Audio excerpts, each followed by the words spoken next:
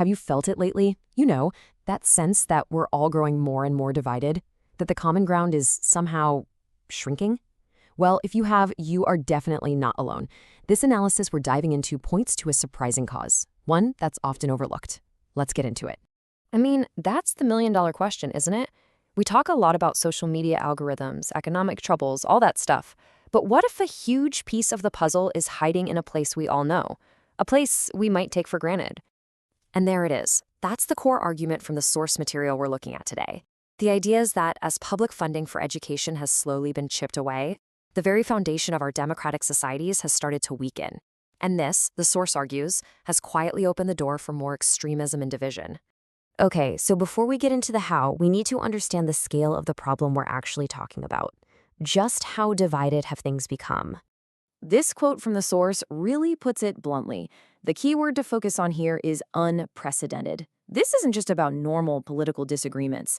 The argument is that we're in a new kind of territory, where whole societies feel like they're fracturing at the seams. All right, so how on earth does a line item in a school budget connect to something as big as political polarization? Let's unpack the theory that this analysis presents. The source says that a good education builds something called political resilience. You can think of it like a society's immune system. It's not about making everyone agree on everything, not at all. It's about having a population that can think critically, that understands how the system works, and that won't easily fall for simple, divisive rhetoric. So, according to the source, it's a kind of chain reaction. It breaks down into 3 steps.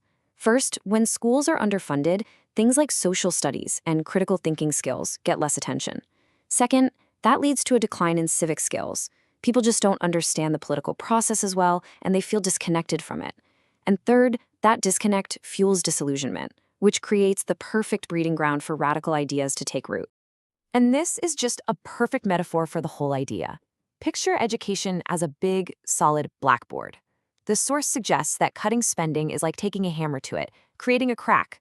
Over time, that crack widens and deepens into the huge political divide we see today. It's a really powerful way to think about it. Okay, so that's the theory. It sounds pretty compelling, right? But does the evidence actually back it up? Well, the source material does a deep dive into decades of data from the UK to see if the money trail really does line up with the political fallout. And as you can see from this timeline, spending on education in the UK has been a total roller coaster. There was this huge investment after the war, climbing and climbing for decades. But then it hit this long slump, followed by another big investment, and then, after 2010, a pretty significant drop.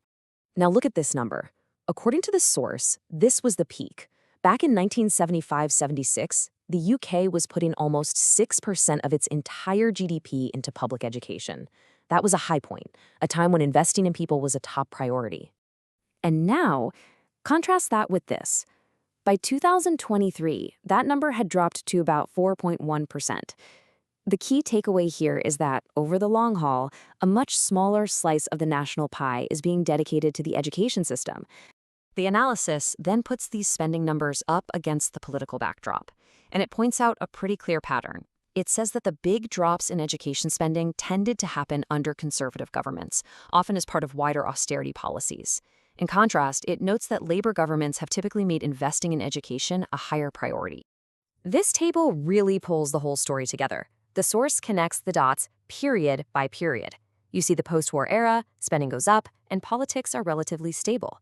Then you jump to the post-2010 era. Spending goes down, and what follows, according to the source, is a major rise in populism, Brexit, and deep polarization. The analysis draws a very direct line between these budget choices and the political environment. And if you're a visual person, this chart just makes it crystal clear. You can literally see the spending levels under different governments. The analysis highlights that big drop during the post-2010 austerity period as being especially steep, and argues that it happened right before some of the most politically chaotic years in recent British history. And this isn't just a British story. The source zooms out, pulling in a huge analysis of 166 elections across Europe. And the pattern holds up. Austerity measures, which almost always include cuts to things like education, are linked to political instability. People either check out of politics completely, or they swing toward more radical, anti-establishment parties on both ends of the spectrum. So if cutting investment in education helps tear things apart, could reinvesting in it help bring us back together? Let's take a look at the solutions laid out in the source material. Now, this is a really crucial point. The source is very clear. This is not about just throwing more money at the problem. The bigger question is what that money is spent on, the actual quality and the content of what's being taught in our schools. The analysis basically proposes a four-part strategy to build what it calls a firewall against extremism. This means seriously focusing on critical thinking to help people spot misinformation, beefing up civics classes so people understand how their government works, actively promoting empathy and tolerance, and tackling inequality so extremist ideas have less of a foothold. And this brings us to a final, much more hopeful image. If the problem was that cracking blackboard, then the solution is a sturdy bridge. The source paints this picture of a strong public education system acting as a bridge across that massive political chasm, connecting a divided society. It's really a message of hope.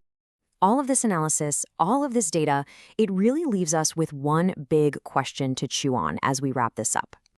The case made in the analysis we've explored is pretty powerful. It suggests that the health of our schools and the health of our democracy are fundamentally linked. So as we look around at our divided world, maybe the most important question isn't just about who wins the next election cycle, but about whether we're investing in the next generation and giving them the tools they'll need to hold it all together.